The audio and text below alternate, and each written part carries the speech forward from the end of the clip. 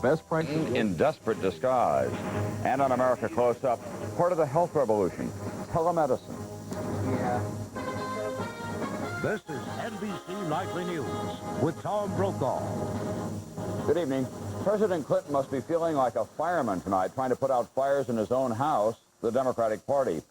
The issue is the president's plan to tax energy against powerful Democrats who represent oil and gas states. They want to find the money almost anywhere else. First, it was Democrats in the House. Tonight, Democrats in the Senate. NBC's Andrea Mitchell. You might ask, why is this man smiling, since the latest defector is a key Democrat on the Finance Committee that must act on the president's tax plan. David Boren proposed fewer taxes, more spending cuts.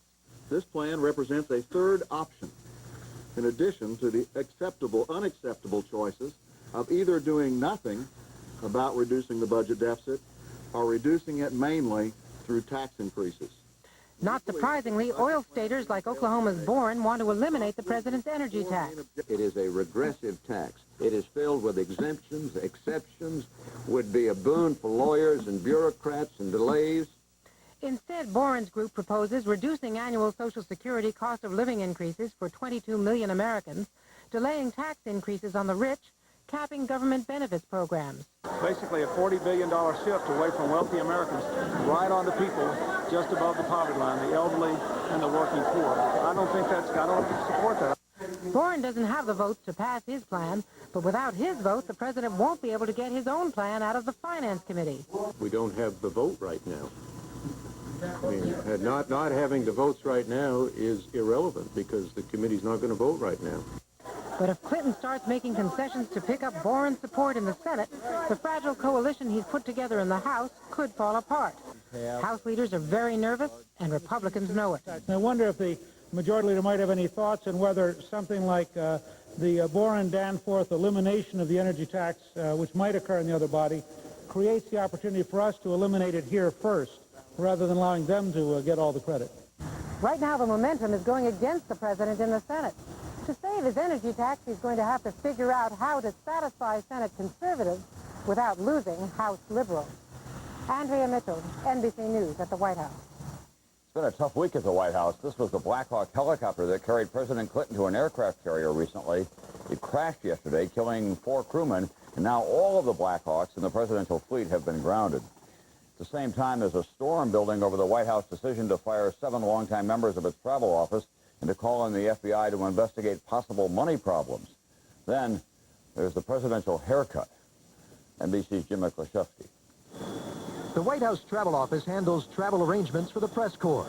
Billy Dale worked in the office more than 30 years, managed it for 10, and was one of 7 sacked by the White House. I have not stolen anybody's money. The guys in my office have not stolen anybody's money. But a review of the office books ended in charges of gross mismanagement, shoddy accounting, and hinted of irregularities. The White House says the FBI will investigate, but the FBI says it's waiting for a final audit. Senator Kit Bond fired off a letter to Clinton asking why the staff was fired without an audit and why this Little Rock travel agency, which has past business ties to a White House official, was hired to handle travel until competitive bids are let. At the same time, the White House is caught up in another controversy. Clinton kept Air Force One sitting on the tarmac in Los Angeles for an hour Tuesday while he got a haircut aboard the plane from a celebrity Beverly Hills stylist. The airport shut down 2 of its runways. Some flights were delayed. But some in Congress claimed that taxpayers paid a bundle to keep Air Force One on the ground for the presidential trimming. You spent thousands of your tax dollars waiting to get a haircut for $200 bucks from Hillary's hairdresser. He ought to be more concerned about trimming the deficit than his own hair. Officials here insist the president has the right to a haircut and that they did uncover a scandal in the travel office. But that may do little to head off any short-term political fallout. Jim McLashevsky, NBC News, the White House. And a Clinton nominee for a top job at the Housing Department drew fire today. Roberta Achtenberg, a lesbian, was accused by North Carolina Senator Jesse Helms of being militant, pushy, demanding, and mean-spirited. Illinois Senator Carol Moseley Brown shot back, accusing Helms of sowing fear, divisiveness, and hatred. The Senate votes on Achtenberg's nomination on Monday. Oregon Senator Bob Packwood dodged one bullet today. The Senate Rules Committee voted unanimously it did not have the authority to unseat him because he allegedly lied about sexual harassment charges. More than 20 women have accused Packwood of harassment. He still must face the Ethics Committee on the actual sexual harassment charges. When Nightly News continues in a moment, President Clinton gets down to the business of choosing a Supreme Court justice. And being known is a great place to live. Well, to some small towns, that can be the kiss of death. President Clinton is stepping up his search for a replacement for retiring Supreme Court Justice Byron White. The 8 other justices are all appointed by Republicans, so this is something of an opportunity for a Democratic president. And as NBC's Pete Williams reports tonight, the president is getting lots of advice. Dozens of names are on the Washington rumor circuit, but White House sources tell NBC News that President Clinton is concentrating on 5 finalists. 3 are federal judges: Jose Cabranes, Chief Judge of the District of Connecticut; Stephen Breyer, Chief Judge of the First Circuit Court of Appeals in Boston; and John Newman of the Second Circuit Court of Appeals in Hartford, Connecticut. And 2 are state Supreme Court justices: Shirley Abrahamson of Wisconsin and Christine Durham of Utah. Bill Clinton is the first Democratic president in 26 years to nominate a justice, and he's getting plenty of advice. For some court scholars, the choice is clear: a liberal. The court is so heavily stacked toward the very conservative side on such issues as abortion, church-state, federal and state power, that I think it does need balance. Hispanic groups want Judge Cabranes, a native of Puerto Rico who grew up in the South Bronx. We think that a Hispanic American can bring to the court many advantages, a unique perspective and sensitivity that has been absent for the court in entire history. The Senate Judiciary Committee will hold hearings for the nominee, and the committee's ranking Republican pledges fair treatment. I do not want President Clinton's nominees to go through the horrendously slanderous and libelous and dirty approaches that were used against the nominees of Presidents Reagan and Bush. President Clinton, a former law professor himself, is said to be deeply involved in the process. The list of preferred nominees has changed before, and it could change again. Tom? Pete, what can you tell us about timing? When should we expect the announcement? Well, it'll better be pretty soon, according to the committee chairman, Joseph Biden of Delaware. The new justice won't take a seat on the court till October, but the committee would like to have the hearing wrapped up by the August recess, and it'll take the staff just 6 weeks to do the research on the nominee. Thank you very much. Pete Williams tonight at the Justice Department. Texas continues to be a problem for the president. It's the home, after all, of Ross Perot and Republican Senator Phil Gramm, 2 of his sharpest critics. And the state's Democratic senator is in so much trouble in his special election that he's running away from the administration in disguise. NBC's Jim Cummins. This is how Democrat Bob Kruger is selling himself to the voters of Texas. I'm Bob Kruger, the guy who finished second in the race for my own Senate seat. Let's face it, I'm a terrible politician. Kruger was appointed to replace Lloyd Bentsen when he left the Senate to join Bill Clinton's cabinet, but now Kruger's running behind State Treasurer Kay Bailey Hutchison, the Republican candidate in this race. So Kruger, a former English professor and Shakespearean scholar, has decided to become the Terminator to avoid being terminated. So what was it? This old suit? The hair? My Arnold Schwarzenegger physique? Was it Shakespeare who said, "Hasta la vista, baby"? Hutchison's supporters are having a great time with this. I know Arnold Schwarzenegger. And Bob Kruger is certainly no Arnold Schwarzenegger. So what do some other Democrats think of this? It is a kind of an extreme state, but to get elected, sometimes I guess you have to resort to this, particularly if you're not going to deal with any issues. Extreme even for Texas, which has a long, colorful history of mudslinging, horseback riding, raucous political campaigns. All of you know that this stinks to high heaven. That was Democrat Governor Ann Richards commenting on her last campaign 3 years ago. She appointed Kruger to the Senate. Who wears old suits because he's so cheap? That sounds like Bob Kruger. Bob Kruger. Good guy. Great senator. Lousy politician. It's fun. That campaign ought to be fun. But it's also politics. And if Kruger loses, it's a big loss for the Democrats and President Clinton. Jim Cummins, NBC News, Dallas. It was another record day on Wall Street. The Dow Industrials moved even higher, boosted by blue chip stocks, trading today very heavy. The Cold War may be over, but Russia is waging a new arms race of sorts, hustling its most advanced weapons, selling them to practically anyone with enough hard cash. More tonight from NBC's Bob Abernethy. The Palace of Culture in Vladimir, east of Moscow. While children played and dancers pretended to fight, arms salesmen went to work, live and on tape. Decoy ejection rate 0.5 seconds. A delegation from Kuwait said it was just looking, and there was plenty to look at. Rocket-propelled grenades, light machine guns, a multiple grenade launcher, a landmine, all the products of 30 defense plants in and around Vladimir. We offer good quality for just a little less than world prices. Russian officials are eager to sell arms abroad to keep their own defense industry going and to earn the hard currency this country desperately needs. 6 million Russians work in the arms industry, and nobody wants them laid off. Converting from arms to making fireworks and toys and home appliances has proved slow and expensive, so Russia wants to finance more conversion with more arms sales, wherever it can. The United States is interested in buying Latin America, East Asia. Officials insist they prevent weapons from going to the wrong people. We hope that will not happen. There are international rules, and we abide by them. But a Kuwaiti general said cash is more important than rules. Anybody has money, he can buy any piece of equipment. He can? Yes. The dilemma is how Russia can keep its defense industry busy without making the world more dangerous. Bob Abernethy, NBC News at the Arms Fair in Vladimir. Also overseas tonight, European Union seems to be one step closer to reality. This evening, Britain's Conservative Party won a major victory when the House of Commons ratified the Maastricht Treaty on European Union. Action will now move to the House of Lords, where former Prime Minister Margaret Thatcher will lead stiff opposition.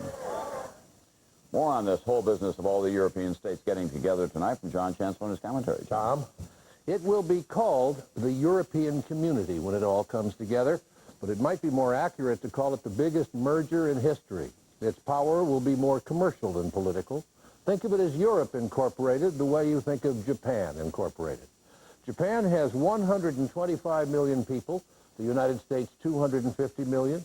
Europe will have 343 million people in reasonably good health with educational levels comparable to Japan and the United States. In this three-way contest, Japan has the highest percentage of scientists and technicians in its population.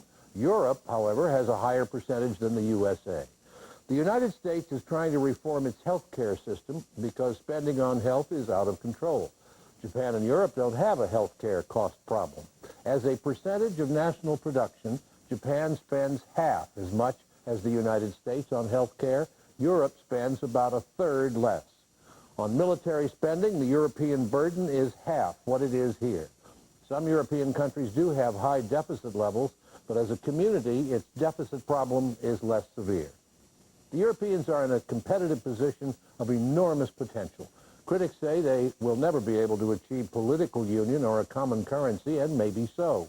But just a commercial union of that size, fully coordinated, could be as aggressive as Japan and a lot bigger. What's happening over there makes it urgent that we solve our problems over here. Tom? Thank you, John. A big problem solved over here. Genuine Risk, the filly who won the Kentucky Derby in 1980, gave birth last Saturday after 11 failed pregnancies. Mother and colt both doing well now. This is a happy ending for a very fast lady. In California today, a legal decision that may have far-reaching implications. The state Supreme Court ruled that a woman who was paid to have a baby for a childless couple now has no parental rights to custody. The lawyer for this surrogate mother said the case would be appealed to the U.S. Supreme Court. On America Close Up tonight, another new dimension of American medicine. It's another in our series, The Health Revolution. This is called telemedicine, using two-way television to connect country doctors and patients with big city specialists. As NBC's John Fratangelo reports, it improves care, it lowers costs. It is morning in Canyadia, a tiny town in western New York. Okay, let me carry over the steps. The Bogdan family is helping Jessica get ready for school. Okay, ready? There was a time when Jessica could maneuver on her own. That was before she collapsed one day at kindergarten, complaining of a headache. It was actually a brain hemorrhage. She couldn't talk. She couldn't move her arms hardly. She couldn't do hardly anything. With speech therapy, she started talking again. Occupational therapy, they got her arms going good again. We had to teach her how to eat again, brush her teeth, do everything pretty much right, color. Her therapy has involved 4 specialists, none of whom are anywhere near this rural town. You think you're going to be able to do it by yourself, then? Jessica's doctor, Thomas Polosoto, practices 85 miles away in Buffalo.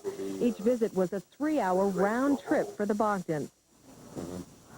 But now they need only travel 20 minutes to a hospital in Cuba, New York.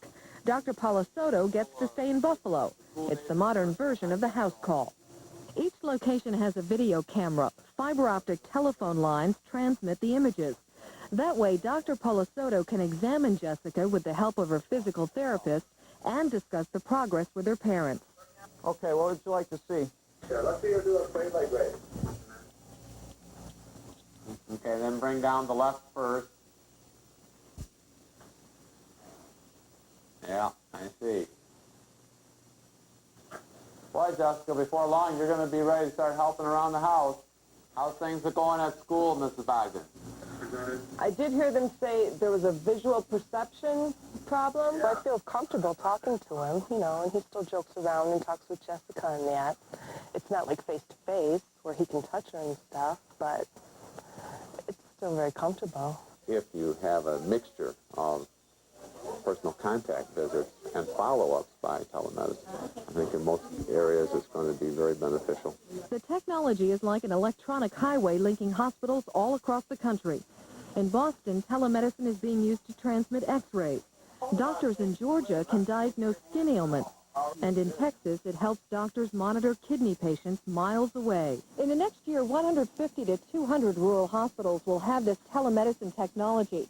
Experts believe it could help guarantee the survival of hospitals like this one, which only a few years ago was on the brink of closing. Patients will have to pay the normal doctor's fee and a small charge for the televisit. This session costs 36 cents per minute. I just want to hug you. You want to hug me? But young Jessica isn't concerned with such figures. There are far more important things to think about.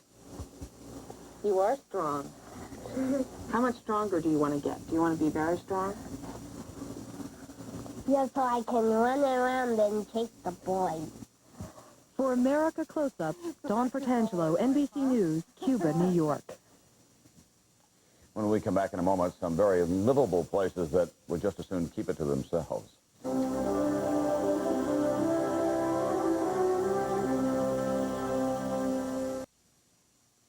Graduation day in America, and in Carville, Colorado, this was it. The entire class of 1993, all 2 of them. Well, at least their parents didn't have any trouble picking them out of the crowd. And the governor of Colorado was their commencement speaker. Other notes from a small town tonight. Almost every small town tries desperately to be noticed to remind everyone it is there, therefore it exists. But a little extra attention can be dangerous. NBC's Roger O'Neill begins his report tonight in southeastern Arizona. Bisbee, Arizona, typical of the towns that made the 100 best list. A scenic location with a European flavor, a population under 15,000, and a quality of life that keeps people there. Hi there, folks. How are you? Welcome to Bisbee. The welcome mat is still out to the author who made the best Bisbee judgment, Norman Crampton, although he is hearing some, gee, I hope you didn't ruin it, remarks.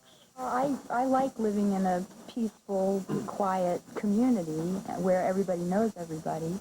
That brings me pleasure, and obviously if it gets too busy, that quality is affected. Becoming too popular could be a bad thing. That is, they might lose their charm, and you begin to get some of those problems that you thought you were escaping when you left the big city. With each blurb of publicity and resulting surge of visitors who end up not leaving, this once mining, now artist haven is following the path of many other small towns suddenly discovered. In Sedona, Arizona, the price of that popularity has gone way up. The empty valley where the movie makers always filmed their wagon trains isn't so empty anymore. And something has happened to the solitude you used to find in the desert. A lot of people like to get married on the edge of the rock. This is our wedding rock. Sedona hasn't lost its charm, it's just lost its peace. More visitors pass through here every year, 4 million, than go through the Grand Canyon. Artist Kurt Walters is trying to paint all of Sedona's great scenes before they are all built on. I don't like to see houses in the landscape. It's simple. In both towns, there are those who want to close the gate, if not to all, at least to those who think this place must be the best. Roger O'Neill, NBC News, Sedona, Arizona. That's Nightly News for Thursday. I'm Tom Brokaw. Cheers.